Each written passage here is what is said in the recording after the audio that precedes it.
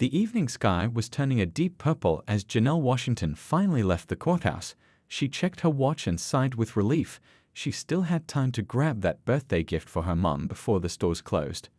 It had been a long day defending a client in court, and all she wanted was to complete this small errand and head home to kick off her shoes. Janelle had changed out of her court suit earlier, slipping into comfortable jeans and her favorite navy sweater. Her curly hair was pulled back in a simple ponytail, and she had removed most of her makeup. After 12 hours of being Attorney Washington, she was happy to just be herself for a while. The bright lights of Ellison's department store welcomed her as she pushed through the revolving doors. The air inside smelled like a mix of perfume and new clothes. Soft music played overhead as Janelle headed straight to the cosmetics section on the first floor. Her mom had mentioned wanting a specific perfume, and Janelle was determined to get it for her. "Can I help you find anything?" asked a friendly sales associate. "I'm just browsing for now, thanks," Janelle replied with a smile. She began testing different fragrances, spraying small amounts on paper strips and waving them in the air to catch the scent. While examining an expensive crystal bottle, Janelle felt eyes on her. She glanced up to see a middle-aged white man in a crisp suit staring at her from behind a display. He quickly looked away when their eyes met, pretending to adjust something on a shelf. Janelle recognized that look. She'd experienced it many times before. The man, whose name tag read Harold Winters, store manager, moved to another spot with a clearer view of her. Each time Janelle changed aisles, Harold seemed to appear nearby, watching her hands, following her movements. While other shoppers browsed freely, his attention remained fixed on her. A white woman next to Janelle picked up several items, tucking them into her arms before moving to another section. Harold never glanced her way. An older Asian couple examined expensive watches, opening cases and trying them on. Harold paid them no mind. But when Janelle reached for a tester bottle, his body tensed as if ready to spring into action. Just another day, Janelle thought to herself, trying to ignore the knot forming in her stomach. She'd promised herself long ago not to let these situations ruin her peace. As a lawyer who often represented victims of discrimination, she knew all too well how common these experiences were. Janelle found the perfume her mother wanted, Midnight Bloom, in a deep blue bottle with silver accents. She held it up to the light, admiring how the store's chandeliers made the glass sparkle. Her mom would love this. As she tested a small spray on her wrist, she noticed Harold had moved even closer, now just one aisle away, his eyes never leaving her hands. Other customers drifted in and out of the department, but Harold's attention remained locked on Janelle. She took a deep breath, determined not to let his behavior affect her shopping experience. This was supposed to be a quick, pleasant errand, not another reminder of how differently she was treated because of her skin color. The store would be closing in 30 minutes, and Janelle still needed to check the price and make her purchase.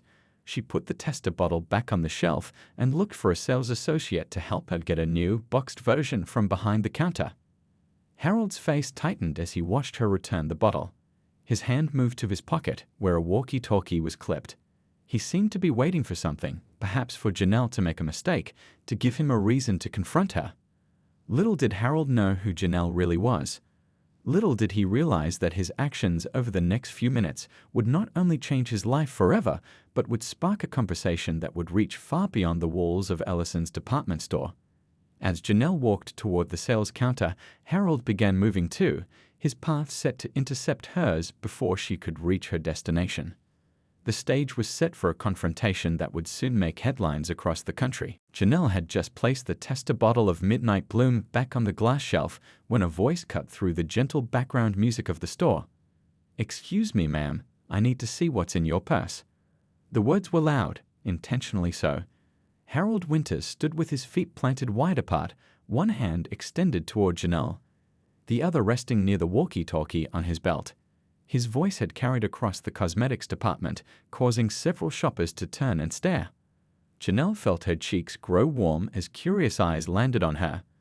An elderly couple whispered to each other. A teenage girl nudged her friend and pointed. The sales associate who had greeted Janelle earlier quickly busied herself rearranging bottles that were already perfectly aligned. "I'm sorry," Janelle asked, keeping her voice steady despite the flutter of anxiety in her chest. She'd faced tough judges and aggressive opposing counsel, but being publicly accused in a crowded store hit differently. "Your purse," Harold repeated, louder this time. "Security has spotted suspicious behavior on our cameras. I need to check your bag." His eyes narrowed as he looked her up and down, lingering on her casual clothes. Janelle clutched her leather handbag closer.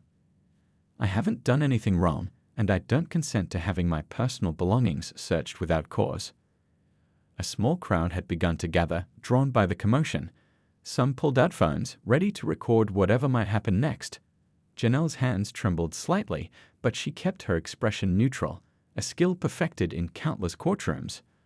"Look," Harold said, lowering his voice but not his intensity, "we can do this the easy way or the hard way. Just show me what's in the bag." "I've been shopping. I haven't purchased anything yet because I was still deciding," Janelle explained calmly. "I'm heading to the counter now to buy the perfume for my mother's birthday." Harold's lips curled into a smirk. "That's what they all say." The words hung in the air, heavy with implication. "You people always make things difficult," he added under his breath, but loud enough for those nearby to hear. A middle-aged woman gasped at his comment. An older man shook his head disapprovingly, but no one stepped forward, no one spoke up. "Excuse me," Janelle's lawyer instincts kicked in. "What exactly do you mean by you people?" Harold's face flushed, but he didn't back down. "I'm just doing my job, ma'am. We've had items disappearing from this department, and I have reason to believe." "What reason?" Janelle interrupted, her professional training taking over. "Because I'm black? Because I'm wearing casual clothes? Or do you have actual evidence I've done something wrong?" Harold's eyes darted around at the growing audience. Some were nodding along with Janelle's questions. He hadn't expected pushback, certainly not articulate, confident pushback. "Our security system flagged suspicious behavior," he insisted, though his voice had lost some of its authority. "That's interesting," Janelle replied, "considering I've been openly testing perfumes in full view of your staff and cameras for the past 15 minutes. A few onlookers murmured in agreement. The sales associate who had first greeted Janelle looked increasingly uncomfortable, shifting her weight from one foot to the other. Harold's face hardened. He pressed a button on his walkie-talkie. "Security to cosmetics, please. Security to cosmetics." Janelle took a deep breath, steadying herself. She knew her rights. She knew she had done nothing wrong. But she also knew how quickly these situations could escalate, how they could turn dangerous for people who looked like her. "Sir," she said, her voice clear and measured, "I understand you're doing your job. But I have not stolen anything, nor have I attempted to. I'd like to speak with your supervisor, please." Harold's laugh was short and dismissive. "I am the supervisor. I'm the store manager." He pointed to his name badge as if it were a shield. "And until we sort this out, you're not going anywhere." Two security guards appeared at the end of the aisle, walking briskly toward them. The crowd of onlookers had grown larger. Phone cameras continued to record, and Janelle, who had only wanted to buy a birthday gift for her mother, found herself at the center of a storm that was about to grow much larger than Harold could possibly imagine. The two security guards reached Janelle and Harold, their faces serious as they took in the scene. One was tall with a buzz cut, the other shorter with a salt and pepper beard. Both wore dark blue uniforms that seemed a size too small, making them look more intimidating than they probably intended. "What's the situation, Mr. Winters?" the taller guard asked, his eyes darting between Harold and Janelle. Harold straightened his tie, clearly feeling more confident with backup. "This woman has been acting suspiciously around our high-end products. I believe she may have concealed merchandise in her bag." "I've done no such thing," Janelle stated firmly, though she could feel her heart racing. The growing crowd of onlookers had formed a loose circle around them, their faces showing a mix of curiosity, discomfort, and, from a few, sympathy. "Ma'am, could you please step over to our security office?" the shorter guard asked, his tone more polite than Harold's had been. "We can sort this out privately." Janelle shook her head. "I haven't done anything wrong. I was simply shopping for a birthday gift for my mother when this man," she gestured toward Harold, "began following me around the store and then publicly accused me of theft." The taller guard looked uncertain, glancing at Harold for direction. "She's been near the Midnight Bloom display," Harold insisted. "That's our most expensive fragrance. Items have been disappearing all month. An older woman with silver hair stepped forward from the crowd. I saw this young lady testing perfumes openly, she offered. She wasn't hiding anything. Harold's face reddened. With all due respect, ma'am, you didn't see everything. We have security footage. Then let's review it, Janelle suggested calmly. I'm happy to wait while you check your cameras. You'll see I haven't taken anything. Harold's jaw tightened. He clearly hadn't expected Janelle to be so composed or to have a witness speak up for her. That's not how we handle these situations, he said dismissively. We need to check your bag first. I know my rights, Janelle replied, her lawyer training evident in her steady voice. You cannot legally search my belongings without my consent or probable cause. Following me around because of how I look doesn't qualify as probable cause. The shorter security guard shifted uncomfortably. Something in Janelle's confident manner seemed to register with him. Look, Harold snapped, losing patience. We've had problems with your kind before. Either open the bag or we're calling the police. A collective gasp rose from the onlookers. Someone muttered, that's straight up racist. More phones appeared, recording the escalating situation. My kind, Janelle repeated, her voice now carrying a controlled anger. I'd like you to clarify exactly what you mean by that statement. Harold realized his mistake too late. He backpedaled. I meant shoplifters. We've had problems with shoplifters. That's not what you said, called a young man from the crowd, his phone held high to capture everything. The security guards exchanged troubled glances. This was quickly becoming more than a routine shoplifting accusation. Janelle took a deep breath. I am not opening my bag. I haven't stolen anything. This is racial profiling, and I won't be subjected to it. The shorter guard leaned toward Harold, whispering something in his ear. Harold shook his head firmly and pulled out his cell phone. Fine. Have it your way. His thumb jabbed at the screen. I'm calling the police. You can explain yourself to them. Janelle stood tall, though inside she felt a mix of anger, humiliation, and an unfortunate sense of familiarity. This wasn't the first time she'd been singled out while shopping, but it was the first time it had gone this far. Go ahead, she said quietly. Call them. The crowd had grown larger. Store employees hovered at the edges, uncertain what to do. The sales associate who had first greeted Janelle now stood with her hand over her mouth, eyes wide with distress. Harold spoke into his phone, giving the store's address and describing a non-cooperative shoplifting suspect. When he mentioned that Janelle was a black woman in her 30s, she shook her head in disgust. The minutes that followed were tense. No one moved. The security guards maintained their positions on either side of Janelle, though neither touched her. Harold kept his distance, arms crossed, a look of smug satisfaction on his face. What Harold didn't know, what he couldn't have guessed, was that he had just made the biggest mistake of his professional life. And in just a few hours, he would come to regret every word, every action, every assumption he had made about the woman standing calmly before him. The police arrived faster than Janelle expected. 2 officers walked briskly through the main entrance of Ellison's department store, their radios crackling with static. The taller officer, whose nameplate read Reynolds, had a stern face and moved with authority. His partner, Officer Chen, was shorter with a more cautious expression, taking in the scene with careful eyes. Harold rushed toward them, pointing at Janelle. That's her. She refused to let us check her bag after suspicious behavior around our most expensive items. Officer Reynolds approached Janelle while Officer Chen spoke quietly with the security guards. The crowd of shoppers had grown even larger, some people abandoning their shopping carts to watch the drama unfold. Store employees hovered nervously at the edges, exchanging worried glances. Ma'am, I'm Officer Reynolds. Can I get your name, please? His tone was official but not immediately hostile. My name is Janelle Washington, she replied calmly. And I'd like to make it clear that I haven't stolen anything. I was simply shopping for a birthday gift when this manager began following me and then publicly accused me of theft with no evidence. Officer Reynolds nodded, taking notes. Mr. Winters says you refused to allow security to check your bag. That's correct, Janelle confirmed. I know my rights. Without probable cause or my consent, neither store employees nor security has the legal authority to search my personal belongings. Something flickered in Officer Reynolds' eyes, perhaps surprise at her articulate response or recognition that she knew the law. He glanced at Harold, who was now speaking animatedly to Officer Chen, gesturing toward the cosmetics display. "Ma'am, it would make things easier if you just let us take a quick look in your bag," Officer Reynolds suggested. "I understand that," Janelle replied evenly. "But making things easier isn't my priority right now. Being treated fairly and with respect is." A woman in the crowd called out. She didn't do anything.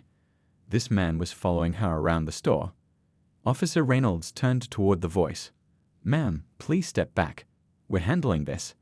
Harold's voice rose above the murmurs. "We have a zero-tolerance policy for shoplifting. I want her arrested." Officer Chen rejoined her partner, speaking quietly. Janelle caught fragments, no actual witness to theft, and might be jumping the gun. Reynolds shook his head and turned back to Janelle. "Ms. Washington, I'm going to need you to come with us to sort this out." "Am I being arrested?" Janelle asked directly, her voice steady despite her racing heart. "At this point, yes. You're being detained on suspicion of retail theft." "Based on what evidence?" Janelle challenged. Harold interrupted. "She's been evasive and refusing to cooperate." Officer Reynolds pulled out his handcuffs. "Please turn around and place your hands behind your back, Ms. Washington." The crowd grew louder. Someone shouted, "This is wrong." Another voice called, "I'm recording all of this." Phones were held high throughout the store, capturing every moment of the unfolding scene. Janelle stood still, digesting what was happening. She'd represented clients in similar situations, but experiencing it herself was entirely different. The cold metal of the handcuffs clicked around her wrists as Officer Reynolds recited her rights. "This is what we call excessive force," Janelle stated clearly, making sure her voice carried to the recording phones. "I'm being arrested without evidence, without witnesses to any crime, solely on the accusation of a man who has already made racially charged comments." Harold's face flushed red. "That's not true. She's trying to play the race card." As the officers led Janelle toward the exit, shoppers parted to create a path. Some looked away uncomfortably. Others openly filmed. A few shook their heads in disgust, though whether at Janelle or the situation wasn't clear. At the police station, Janelle maintained her composure as they took her fingerprints and photograph. The booking officer, an older woman with tired eyes, seemed to study Janelle with curiosity. "You're awfully calm for someone being booked," she remarked. "I have nothing to fear from the truth," Janelle replied simply. When offered her phone call, Janelle dialed a number from memory. The phone rang twice before a familiar voice answered. "Benjamin Chen speaking." "Ben, it's Janelle. I need your help." She kept her voice steady. "I've been arrested at Ellison's department store for a theft I didn't commit. I believe it's a clear case of racial profiling." There was a brief pause before Benjamin responded, "Don't worry, Janelle. I'll be right there. And I'm bringing backup." The desk sergeant, who had been half listening to Janelle's call, raised an eyebrow at her professional tone. For the first time since Harold had approached her in the cosmetics department, Janelle allowed herself a small smile. The wheels of justice were about to turn in an unexpected direction. Janelle sat in the holding area of the police station, her back straight despite the uncomfortable plastic chair. An hour had passed since her call to Benjamin. She watched the clock on the wall tick steadily, using breathing techniques she often recommended to nervous clients before court appearances. The station buzzed with typical evening activity, officers filing paperwork, phones ringing, the occasional raised voice from someone newly brought in. A few officers glanced her way curiously. Janelle Washington didn't fit their usual profile of a shoplifting suspect. The front door of the station swung open, and Benjamin Chen walked in. He wore a perfectly tailored gray suit despite the late hour, carrying his leather briefcase that Janelle knew contained more legal knowledge than most law libraries. Behind him walked an older man with silver hair at his temples, wearing an expensive camel overcoat and carrying himself with unmistakable authority. Janelle felt relief flood through her body at the sight of them. The desk sergeant looked up. "Can I help you, gentlemen?" "I'm attorney Benjamin Chen," Ben said, his voice crisp and professional. "I'm here for Janelle Washington, who has been wrongfully detained." And this, he gestured to the distinguished man beside him, is retired federal judge Thomas Washington. The surgeon's eyes widened slightly. Several nearby officers stopped what they were doing, turning to look at the newcomers. Judge Washington is not only a respected former member of the federal bench, Benjamin continued, but also Ms. Washington's father. We'd like to speak with whoever is in charge immediately. The station suddenly seemed very quiet. The sergeant reached for his phone, pressing a button with newfound urgency. Captain, you're going to want to come out here. Now. Within minutes, Janelle was moved from the holding area to a private conference room. The handcuffs had been removed, and a cup of water sat untouched in front of her. Captain Rivera, a woman with sharp eyes and graying hair, listened intently as Benjamin outlined the situation. Let me be clear, Benjamin said, laying out photos he'd pulled up on his tablet.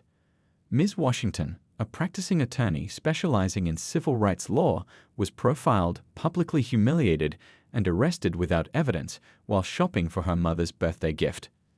Judge Washington sat silently beside his daughter, his presence alone carrying weight. When he finally spoke, his deep voice commanded attention. Captain Rivera, I've spent 30 years on the bench upholding the law. My daughter has spent her career defending those who cannot defend themselves. We understand mistakes happen, but this was no mistake. This was prejudice in action. Captain Rivera nodded slowly. I understand, Your Honor. We're reviewing the officer's body camera footage now, but there's something else you should see. She turned her tablet around, showing a video that was already going viral on social media. One of the store customers had uploaded their recording of Janelle's arrest. The hashtag #ShoppingWhileBlack was trending, and the view count was climbing by the thousands. This isn't just a local incident anymore, Captain Rivera explained. And we've received something else. She slid a flash drive across the table. The store's security footage, which their corporate office sent over immediately after being contacted about the incident. They're eager to cooperate. Benjamin plugged the drive into his laptop. The screen showed crystal clear footage of Janelle shopping normally, testing perfumes, and placing them back on shelves. It also showed Harold Winters following her, ignoring other shoppers while keeping close tabs on Janelle. I've seen enough, Captain Rivera said, closing the laptop. Ms. Washington, I want to personally apologize for what happened tonight. The arresting officers will be spoken to, and all charges are being dropped immediately. Judge Washington nodded. That's a start, Captain, but it's only a start. Janelle took a sip of water, finally allowing herself to relax slightly. Harold Winters made his choices tonight. Now he'll have to live with the consequences. Benjamin was already typing on his phone. I've contacted the news stations. They want statements first thing tomorrow morning. Outside the conference room, the station phones were ringing off the hook. Word was spreading quickly about who exactly Harold Winters had decided to accuse, detain, and have arrested. And back at Ellison's department store, completely unaware of what was unfolding, Harold Winters finished his shift, locked the doors, and drove home, still believing he'd done his job well that day. Morning sunlight streamed through the windows of the Washington and Chen law offices. The conference room buzzed with activity as staff members arranged chairs and set up microphones. 3 local news vans were already parked outside, and reporters checked their equipment while waiting for the press conference to begin. Janelle stood in her private office, straightening her navy blue suit jacket. The weight of last night's humiliation still hung heavy, but today she wore her professional armor, crisp suit, pearl earrings, and the quiet confidence that had won her dozens of cases. A gentle knock at the door. Ready? Benjamin asked, poking his head in. As I'll ever be, Janelle replied with a small smile. Her father stood in the hallway, looking every bit the federal judge even in retirement. His presence beside her as they walked toward the conference room gave Janelle strength. The room fell silent as they entered. Camera lights clicked on, and reporters leaned forward in their chairs. Behind a table with 3 microphones sat Janelle, flanked by Benjamin and her father. Good morning, Janelle began, her voice clear and steady. My name is Janelle Washington. I'm an attorney with Washington and Chen, specializing in civil rights law. Last night, while shopping for my mother's birthday gift at Ellison's department store, I was racially profiled, publicly humiliated, and wrongfully arrested. The cameras clicked rapidly as she described the events. Harold following her through the store, his public accusation, his comment about "you're kind," and the handcuffs that had been placed on her wrists. "What happened to me last night is not unique," Janelle continued. "The only unique part is that I happen to be someone with the resources and knowledge to fight back. Most victims of racial profiling don't have a federal judge for a father or a law partner who responds to midnight calls." Social media was already exploding. The hashtag shopping while black had grown overnight, with thousands sharing similar experiences in stores across the country. Video of Janelle's arrest had been viewed over 2 million times. Across town, Harold Winters stared at his television in disbelief. The woman he had arrested wasn't just any shopper, she was a prominent attorney and a judge's daughter. His phone had been ringing nonstop since 6 a.m., but he was afraid to answer it. A text from his supervisor simply read, "Meeting with HR, 11 a.m. Mandatory." Back at the press conference, Judge Washington took the microphone. His deep voice carried the weight of decades on the bench. "The law is meant to protect all citizens equally," he said. "When those entrusted with enforcing rules apply them unequally based on race, they violate not just the individual's rights, but the very foundation of our legal system." A reporter raised her hand. "Ms. Washington, what actions are you taking?" Benjamin leaned toward his microphone. "We're filing a lawsuit today against both Ellison's department store and Harold Winters personally, citing racial discrimination, false imprisonment, defamation, and emotional distress." Another reporter called out, "Has anyone from Ellison's reached out to apologize?" "Their corporate office contacted us at 7 a.m., Janelle confirmed. "They've placed Mr. Winters on immediate administrative leave pending an internal investigation. But while they may view this as one employee's poor judgment, we believe it reflects deeper problems in their policies and training." At Ellison's corporate headquarters, executives huddled in emergency meetings. The company's stock had dropped 3 points in early trading. Customer service lines were jammed with callers threatening boycotts. The PR team drafted statement after statement, each seeming inadequate against the growing backlash. Outside the department store where it all happened, a small crowd had gathered. Some carried signs reading "Shop with Dignity" and "I am not a suspect." Store security watched nervously from behind locked doors. Harold sat in his car in the HR parking lot 15 minutes early for his meeting. His hands shook as he scrolled through social media, seeing his face and name everywhere.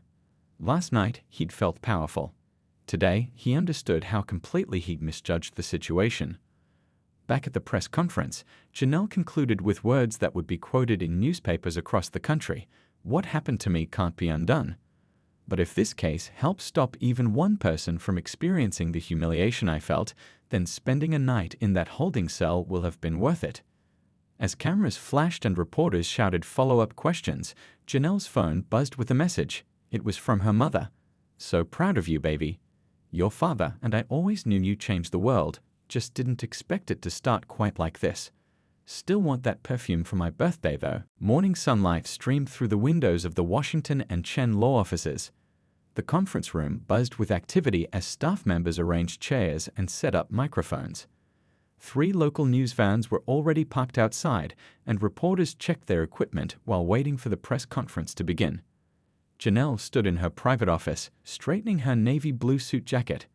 The weight of last night's humiliation still hung heavy, but today she wore her professional armor, crisp suit, pearl earrings, and the quiet confidence that had won her dozens of cases. A gentle knock at the door. "Ready?" Benjamin asked, poking his head in. "As I'll ever be," Janelle replied with a small smile. Her father stood in the hallway, looking every bit the federal judge even in retirement. His presence beside her as they walked toward the conference room gave Janelle strength. The room fell silent as they entered. Camera lights clicked on, and reporters leaned forward in their chairs. Behind a table with 3 microphones sat Janelle, flanked by Benjamin and her father. "Good morning," Janelle began, her voice clear and steady. "My name is Janelle Washington. I'm an attorney with Washington and Chen, specializing in civil rights law. Last night, while shopping for my mother's birthday gift at Ellison's department store, I was racially profiled, publicly humiliated, and wrongfully arrested." The cameras clicked rapidly as she described the events. Harold following her through the store, his public accusation, his comment about "you're kind," and the handcuffs that had been placed on her wrists. "What happened to me last night is not unique," Janelle continued. "The only unique part is that I happen to be someone with the resources and knowledge to fight back. Most victims of racial profiling don't have a federal judge for a father or a law partner who responds to midnight calls." Social media was already exploding. The hashtag shopping while black had grown overnight, with thousands sharing similar experiences in stores across the country. Video of Janelle's arrest had been viewed over 2 million times. Across town, Harold Winters stared at his television in disbelief. The woman he had arrested wasn't just any shopper, she was a prominent attorney and a judge's daughter. His phone had been ringing nonstop since 6 a.m., but he was afraid to answer it. A text from his supervisor simply read, "Meeting with HR. 11 a.m. Mandatory." Back at the press conference, Judge Washington took the microphone. His deep voice carried the weight of decades on the bench. "The law is meant to protect all citizens equally," he said.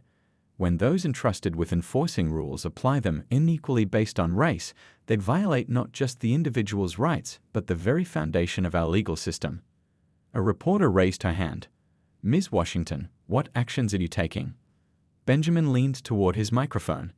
"We're filing a lawsuit today against both Ellison's department store and Harold Winters personally, citing racial discrimination, false imprisonment, defamation, and emotional distress."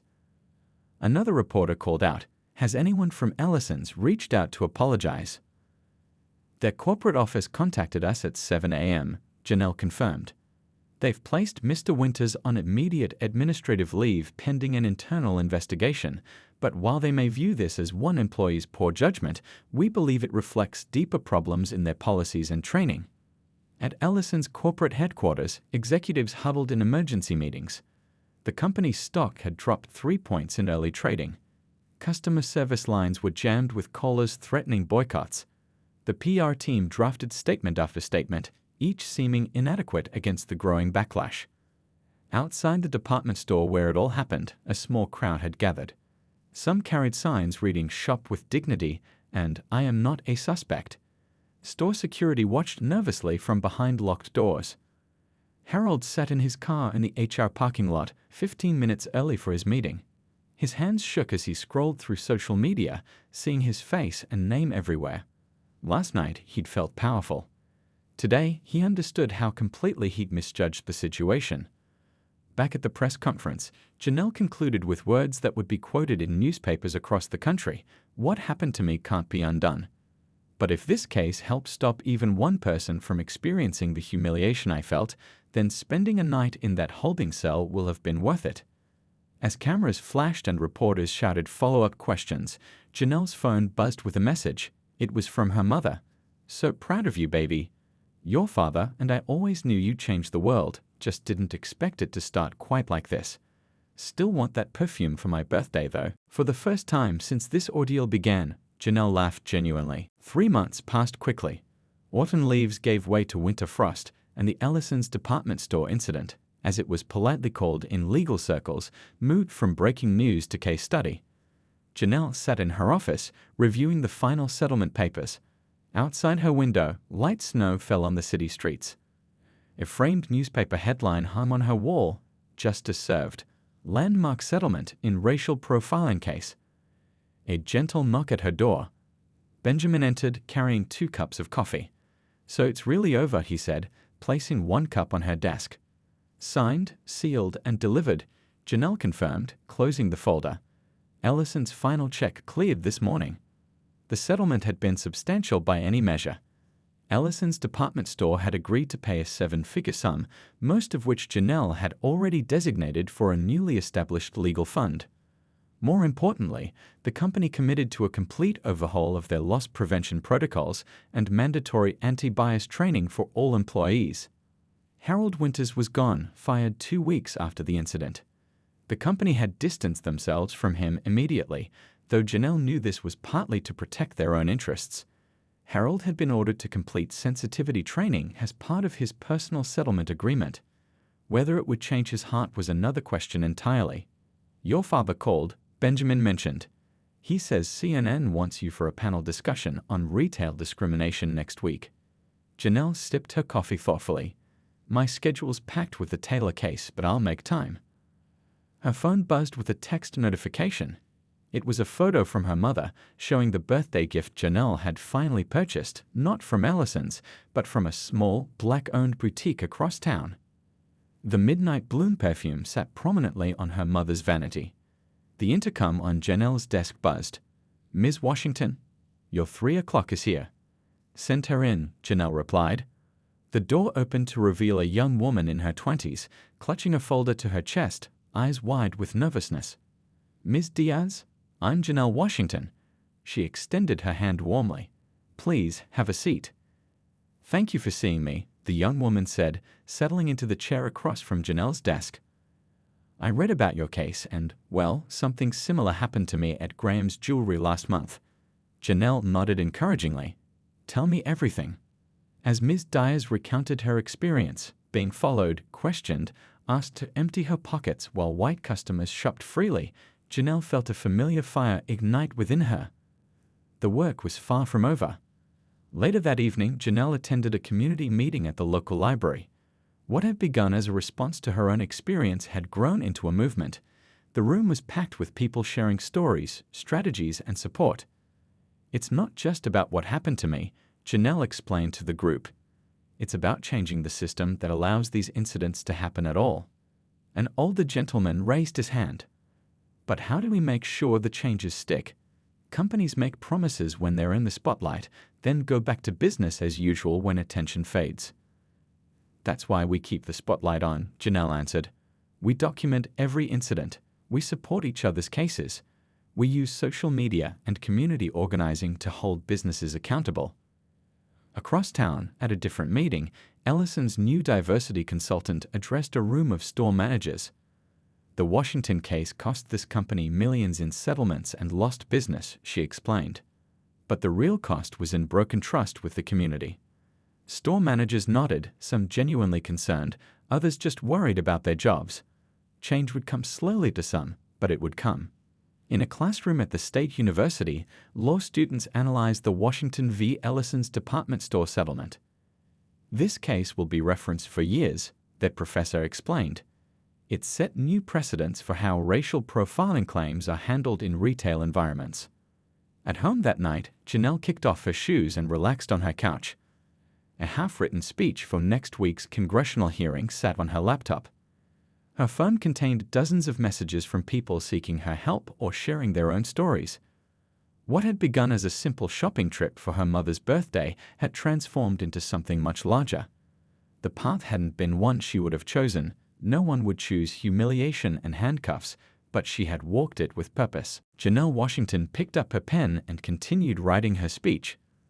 The final line read, "Justice isn't just about winning cases. It's about changing the conversations we have as a society. It's about ensuring that the next generation can shop, drive, and simply exist without fear. And it begins with holding those in power accountable for their actions, no matter who they are and no matter who you are." The work continued, and so did hope.